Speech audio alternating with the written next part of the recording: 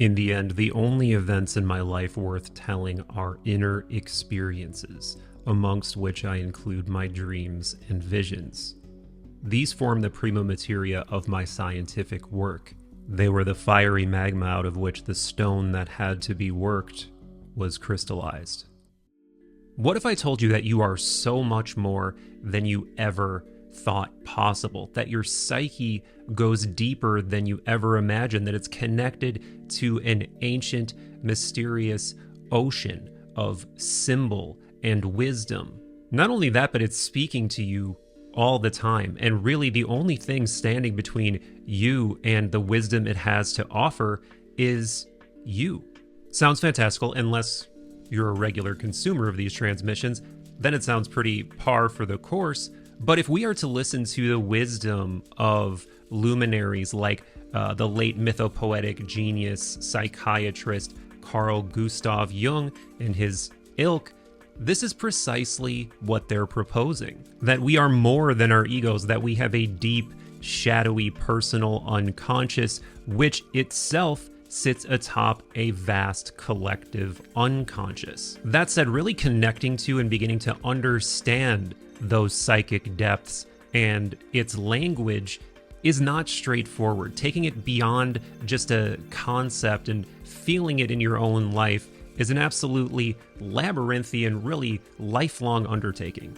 I am determined to do it, and I'm determined to help you do it. And the good news is there are accessible yet powerful methods for making progress on this journey, for really learning to understand the language of your psychic depths, and you can start using them right now, or more likely tomorrow morning, because in this transmission, we will be exploring the mysterious realm of dreams. Why are dreams so important, and what are we really trying to do here? First, this is not about connecting to these psychical depths that I'm talking about so that we can have orc-slaying, maiden-saving adventures at night, though dream intelligence, if you're listening, I would absolutely be down for that. It's about real, positive, felt change in your life, because inner work like dream work can help you identify your own pathological patterns, what you're avoiding, how you might be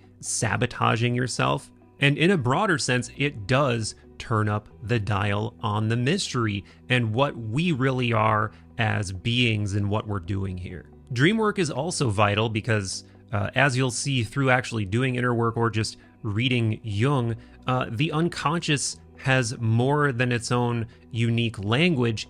It has needs, and it expresses those needs through dreams. So as Jung and many other lay out, this implies that we need to establish communication between the conscious and the unconscious. We must build a bridge between the two, and doing dream work is one of the primary methods for doing this. And in case you aren't familiar with Jung's goals and method in general, this is really all part of a larger process of making the unconscious conscious, working our way toward becoming a complete whole being that truly understands itself and its nature all the way down to the soul level. So dream work, and really this entire effort that Jung is putting forth and that other depth psychologists put forth, really goes beyond the standard goal of modern psychology. This is psycho-spiritual work. Jung called this lifelong process of becoming whole, of discovering the soul and the capital S self, as he called it, individuation. This is a very deep topic in and of itself. I just wanted to introduce it here. I do have a whole transmission on individuation here if you would like to go deeper. A bit more on the point of why dream work is so important. If we don't seek out the psyche, if we don't go into the subtle regions of our own minds, not only will we not make progress toward this wholeness, toward this individuation, life feels really disjointed. Things don't make sense. The outer world and the inner world just never seem to rectify themselves. And as Jung said in Memories, Dreams, Reflections, but man's task is to become conscious of the contents that press upward from the unconscious. Neither should he persist in his unconsciousness nor remain identical with the unconscious elements of his being, thus evading his destiny, which is to create more and more consciousness. Or one of my favorite bits from Jungian analyst and author Robert Johnson in his fantastic book, Inner Work, which we'll be pulling from heavily today.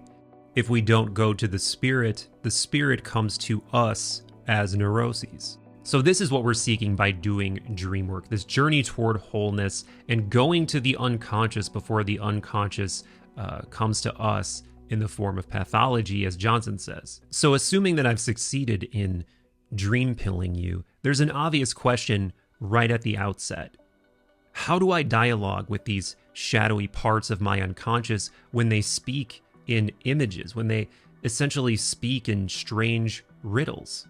Well, this is indeed a process that's going to be somewhat unique from individual to individual. Jung himself says that this work is more like diplomacy or statesmanship, and it is always an individual matter. First, one has to accept and take seriously the existence of the shadow. Second, one has to become aware of its qualities and intentions. This happens through conscientious attention to moods, fantasies, and impulses. Third, a long process of negotiation is unavoidable. By the way, though this exploration about dreams is not directly about the archetype of the shadow, dream work and the shadow and the unconscious, they're all intimately intertwined. And if you are interested in the shadow in particular, check out this transmission that I did on the topic here. So this quote about inner work or shadow work being more like diplomacy than a hard science, I would argue that it really applies to Jung's method as a whole, because each person's psyche is unique. What they're dealing with is unique. I mean, even each person's perception of their own mind is unique. Honestly, as I was just saying that, it really hit me how much of a mind that really is, that we all perceive our minds and the world differently. That said, there are a whole host of ideas and techniques that we should familiarize ourselves with if we want to do this kind of inner work or shadow work. And two of those primary tools are dream work and active imagination. Obviously, in this transmission, we're focusing on dream work. We will return to active imagination in a future transmission. And why are these tools important, both dream work and active imagination? Because when we go into this realm of dreams or deep enough into the imagination, we, in the ego sense, lose control of the situation. We are no longer consciously in charge of what's going on in the mind.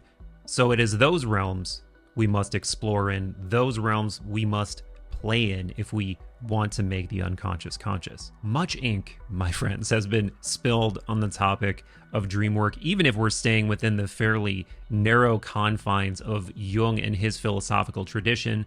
There is a lot out there, but for this video, I'm going to look primarily at the work of Robert Johnson in his fantastic book, Inner Work.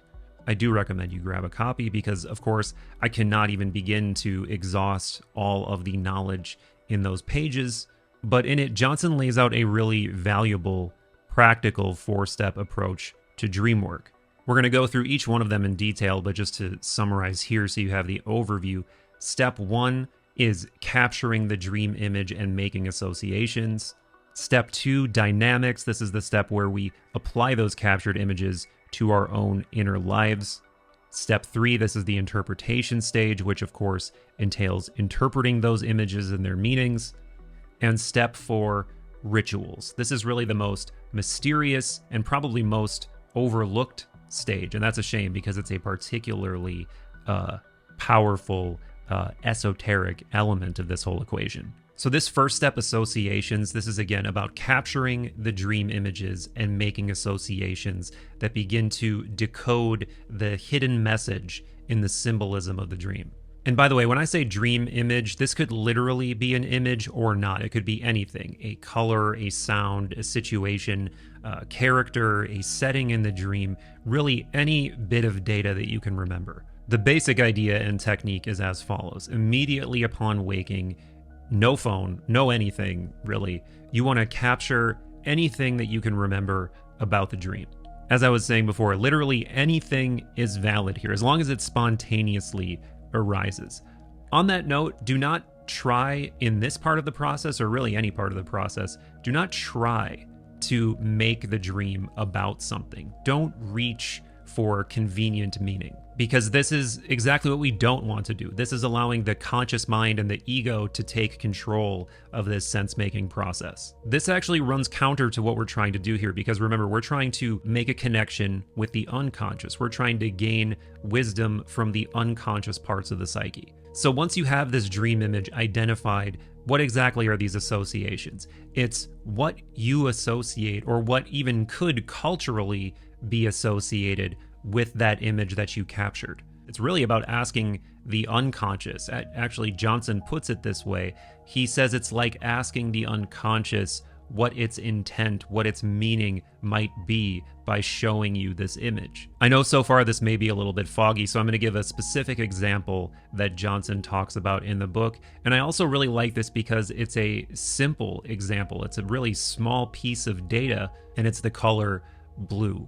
And we're going to demonstrate how just something like a color may contain a lot of information. So how is that? How could a sense of remembering that you were dreaming of something blue, a blue room, a blue scene, how can this begin to yield wisdom? And how do we start looking for that wisdom by creating associations with the color blue? One way that Johnson suggests is a hub and spoke method. I really like this method. Essentially, you place your image, this would be blue in this example, in the center, in the hub position, and then each association with the color would be a spoke. So one association is cool or detached, true blue, a phrase that means honest or faithful, my blue sweater that I own, the fact that I usually wear blue clothes, or the phrase I've got the blues, so blue as in sadness. So again, this can be a total scattershot. You're not looking for what makes sense to you specifically quite yet. You're just thinking of associations with the color blue. Eventually, Johnson points out, though, of course, we're looking for meaning. So what we want to do, and this harkens back to Jung himself, is find an association that clicks, that when you write it down, you pause and you feel some kind of stirring of energy. So this is an important hint on where to focus, the subjective feeling like you found an association that clicks. Now, once you have done that, once you've captured all of your dream images and made associations with them, you can move on to phase 2, the dynamics phase. So this is about taking that image and the associations that clicked and applying them to your own inner life, to the dynamics in your own life. So to stick with that example of the color blue, perhaps that association that I gave before about depression is what clicked. Maybe you have been feeling a sense of depression in your life. Finding the dynamics here looks like asking yourself, what part of me is this?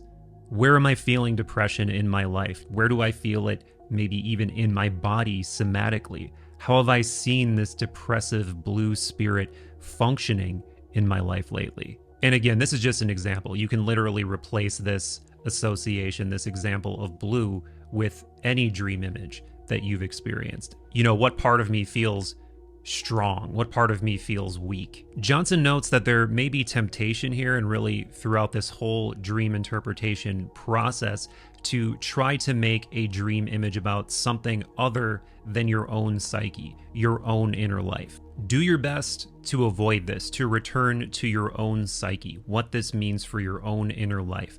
Do not project this into the outside world. And depending on the dream, this can be really challenging. Like if you have a dream that seems to be about someone in your own life, maybe even your partner, maybe they're stepping out on you, maybe they're dilly-dallying the cute neighbor, the desire to act out toward them, or at least feel some kind of pointed emotion toward them in the real outside world, may be really tempting. But dream images, both Jung and Johnson emphasize, are almost never about the outside world. They're almost always about the dreamer's psyche. And yes, quick sidebar, Jung does definitely contradict himself here, because he does say that he had some precognitive dreams, some actually incredibly impactful precognitive dreams. But this is exceedingly rare in the scope of all dreams, and I think this is just ripe territory for shadow projection, or just plain ego masquerading as wisdom. As Jung puts it in this quote here, quote, precognitive dreams can be recognized and verified as such only when the precognized event has actually happened. Otherwise, the greatest uncertainty prevails. Also, such dreams are relatively rare. It is therefore not worth looking at the dreams for their future significance. One usually gets it wrong. Another powerful, potentially very awkward question to ask yourself here is, what do I, in the ego, waking, conscious sense, have in common with this dream image? The discomfort and awkwardness comes in when this is an image that you're not comfortable with or you're disturbed by. Maybe it's a violent image, or it's something that by waking standards is totally unacceptable behavior. Let's turn the above example inside out. Maybe you're the one doing the dream diddling.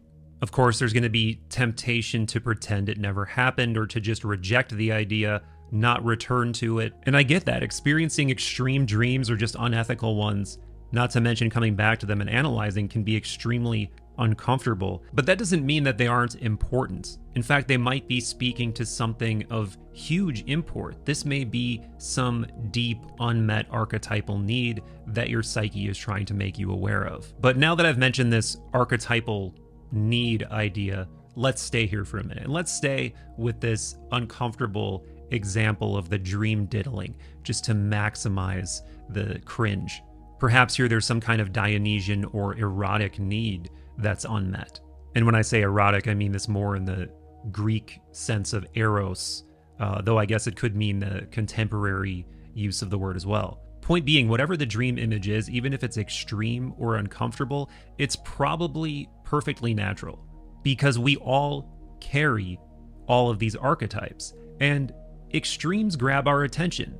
You could see an extreme image as the unconscious yelling at us, as a kind of urgency from the unconscious, or even an archetype trying to get us to acknowledge or address something.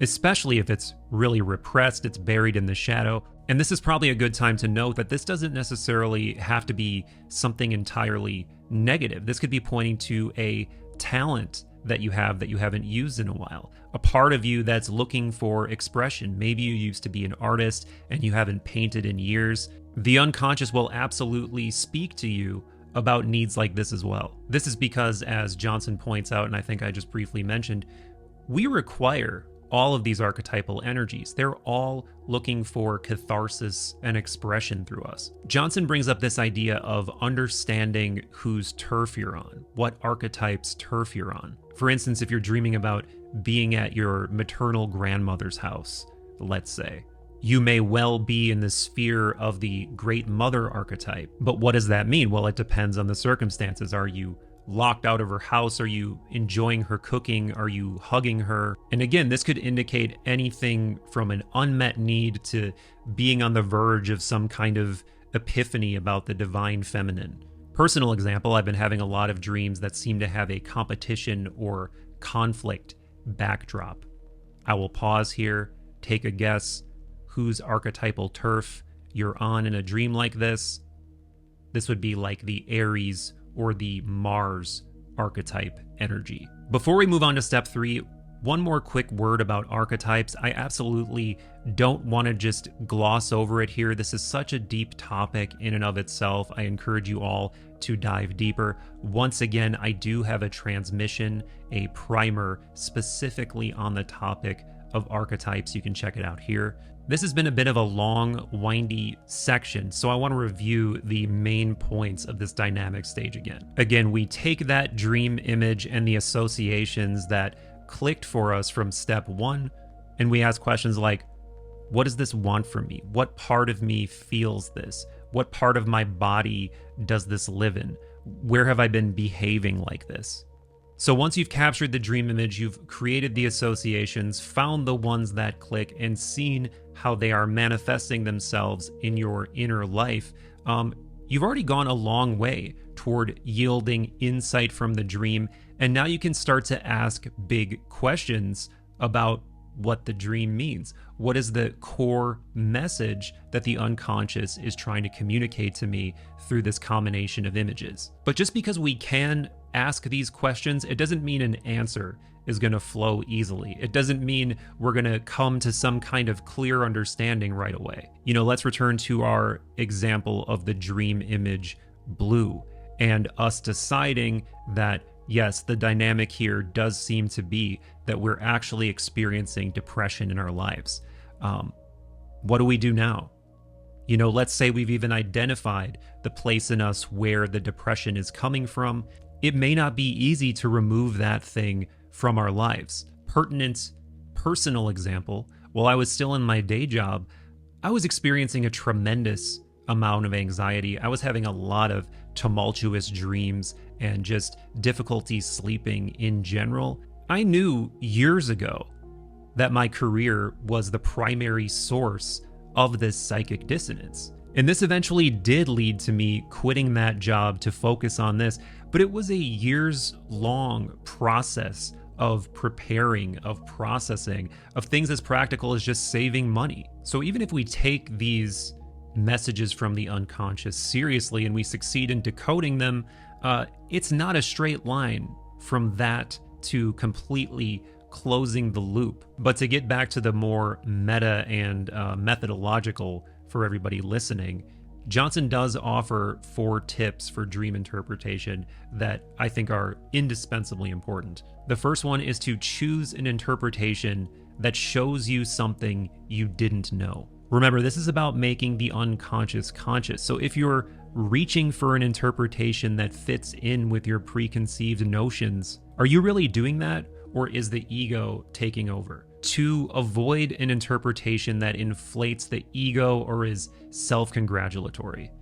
Dreams don't tell us how great we are. They point to unfinished business. They communicate symbolic, archetypal information looking for catharsis or recognition that they aren't currently getting. So a dream should always point to something that's unknown, something that was previously a need that was unmet. 3, avoid interpretations that shift the responsibility away from the self. Again, for example, if you have a dream about someone you dislike or someone in your life doing something that you don't like, the dream isn't trying to tell you that you're right. The dream is trying to point to something in your own inner life or something you're not doing or a need that's unmet. And 4, learn to live with dreams for the long haul. Understand that sometimes in a particular case it takes time, and really the whole act of becoming fluent in the language of dreams also takes time. On the topic of specific dreams that seem to elude a good interpretation, as Johnson puts it, some dreams come from the frontier of your consciousness. They're too big, too alien. These are the kind of dreams that need to ripen, we need to live with. These are dreams that you have to take special note of and return to from time to time if you want to really succeed in interpreting them. In this section, Johnson also points out that if we're realistic, sometimes we have ambivalent feelings. Sometimes it's not an emphatic clicking with a single association from step 1 or some dynamic in our own life. Sometimes we're just not sure. And in these cases, we should absolutely be honest with ourselves and not grasp, again, for any one meaning that we're not totally sure about. Let's go back to the color blue. I actually quite like the color blue. I wear it often. I may see blue as a symbol for the depth of the psyche, as the great Joseph Campbell points out, and I'm sure Jung himself points out, water, which is obviously blue, is often a symbol for the unconscious, for the mythological, for the other realm. This stuff all excites me. So these are potential positive associations with blue that might also click for me. Feeling this kind of ambivalence does not mean you've made a mistake. It doesn't mean you're wrong. This is completely natural, and that ambivalence may stay or it may fade over time, and you might feel that you've truly made the correct interpretation. Either way, you're not doing anything wrong. So once you've captured the dream image, you've identified the associations that click, identified the dynamics, and found an interpretation that really seems to speak to that dream image, we move on to the final, most mysterious stage, ritual. The ritual stage is about doing something consciously and physically to honor the dream, to really close the loop on the dream. And yes, this may sound foreign. It may sound woo if you're not used to thinking ritualistically. And admittedly, this for lack of a better term, ritualistic muscle is really something that I've just started working on fairly recently. And as Johnson emphasizes, this is the step that is really something akin to the magical act. This is the step in which the unconscious dream content enters the physical world, that we transmute it from psychical to physical and conscious. Quote, doing a physical act has a magical effect on dream work. It takes your understanding of the dream off the purely abstract level and gives it an immediate, concrete reality. To help elucidate this more, another fantastic quote from Johnson here. Ritual is one of our most powerful tools for making a synthesis between the polarities of human reality. It is an art that ties our two halves together. The archetypal spiritual yang needs to be tied to the here and now earthiness of our yin nature. The masculine spirit that gets so lost in abstraction and theory needs to be anchored in the feminine earth. You know me, I love that esoteric way of putting it, but I do need to be clear that oftentimes, and again, Johnson emphasizes this, the ritual is not abstract or esoteric. It's really straightforward and practical. You know, perhaps you've come to the conclusion that your dream interpretation is telling you that you need to apologize to someone, to address some debt that you have. The ritual in this case would be apologizing to the person you've wronged or paying off the debt that you owe. Let's return to that Dionysian Eros example from earlier. Maybe it really does just mean that you need a night of partying, of blowing off that erotic steam. But in situations where it's less direct, where it's less clear how you should execute this ritual step, Johnson says that there is power in just doing something. Something as simple as lighting a candle or going for a mindful walk with the intention of it being for the dream. These simple actions serve as rituals as well. Overall, the point is to not be overly analytical and theoretical here. There's power in this act of making the unconscious conscious through doing something physical. There's an example from this chapter that Johnson gives about a patient of his who happened to be a monk and really skilled logical philosopher. He wanted everything to make sense, be backed up by theology, understand exactly why he was doing every step. Johnson wasn't sure how to break him out of this thinking, so he did something amusing. Johnson says, quote, he didn't see why he should do anything about the dream. He thought it enough to understand it with his mind, to grasp the theory. One day we worked on a dream and he got angry with me as usual and said, quote, what do you expect me to do about this one? An irrational response jumped out of some place in my unconscious. Why don't you go out and look at the bark of 10 trees to honor this dream? He looked at me startled, stood up, muttered something, and backed out of the room. I felt a little sheepish. There wasn't anything about trees or bark in the dream. I was just as startled at what had come out of my mouth as he was. Then about 3 hours later, the monk came pounding on my door in high excitement. He said, you don't know how interesting the bark on trees is. Some of it is brown, some is gray, some is smooth, some has great wrinkles in it, and little creatures alive in it. And you wouldn't believe how beautiful and interesting the bark on the tree is. In that 3 hours, this man awakened for the first time to his physical being and to the physical world. He saw the spirit in the physical world rather than dissociated from it. It was as though we had fashioned a Zen Buddhist koan. What is the bark on 10 trees? I love that example. It kind of reminds me of Jung's scarab synchronicity. I actually talk about that in this transmission here. Johnson's point here, of course, is that to some extent, we need to turn off that frontal lobe even when we are consciously engaging with the dream material.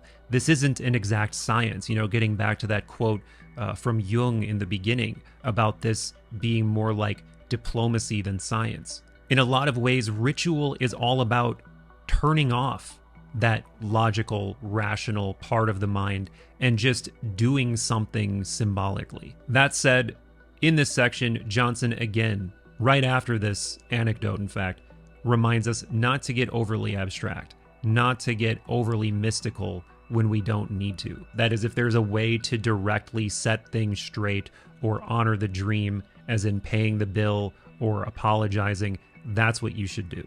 And that, my friends, concludes Johnson's 4 steps. I do hope it perked up your wonder whiskers. I do hope you will, at a very minimum, start capturing your dreams, whatever little bits of data you can extract from them tomorrow morning. And by the way, I'm not saying I've analyzed every single dream image I've had. In fact, I have a note on my phone that's just months and months of dream images. Many of them I haven't even touched yet. So that actually dovetails rather nicely into some final musings that I think are really important. This work ebbs and flows. Some mornings you just will not remember anything. I seem to go in spurts like this all the time, where I have fully formed, almost cinematic dreams, and then I'll go for a week where I can almost remember nothing. So it can vary from incredibly subtle or completely dry to synchronous and detailed, even precognitive. Yes, I know I warned you against interpreting any dreams as having precognitive value. Johnson warns against it. Jung warns against it. But if Jung can have precognitive dreams on occasion, I think we all can. But again, I really do want to emphasize that when we're doing this work in the unconscious, I think we're doing something that is bordering on sacred, that we should treat with a lot of respect. I really do think that we are playing with powerful psychic forces in the dream realm. So do be respectful. Do prostrate the ego at the gate of this exercise. Also remember, even though I love Johnson's method and Jung's method, nothing about this is monolithic. All of this is pretty subjective. You know, as I said at the beginning, how we even perceive our own minds is going to vary from person to person. So of course, interpretation of what we encounter in our minds is going to vary as well. And on this point, even people who are considered largely in the same philosophical vein as Jung do have different takes on dreams and dream interpretation.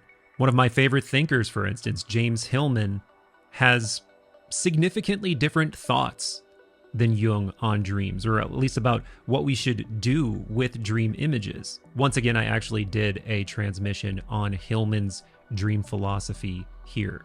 And Hillman takes things really far into the realm of the esoteric, the psychical, the spirit realm, what he even calls directly the underworld. But with that, my friends, do absolutely pick yourself up a copy of Inner Work by Robert Johnson. It's seriously one of the book's most densely packed with glimmering nuggets of precious wisdom. And you, my friends, are all glimmering precious nuggets as well. Do tickle that algorithm for me with a like, a subscribe, a comment, a share. All of it is immensely important. Do subscribe to Third Eye Drops wherever you listen to podcasts, my friends, because we've got hundreds of mind melts with brilliant beings. And if you want to go deeper and support these transmissions directly, join hundreds of other Wonder Dippers at patreon.com/Third Eye Drops. I do look forward to hearing about some of your Wonder Dips into the dream realm in the comments. Much love to you all, and I'll see you in the next transmission.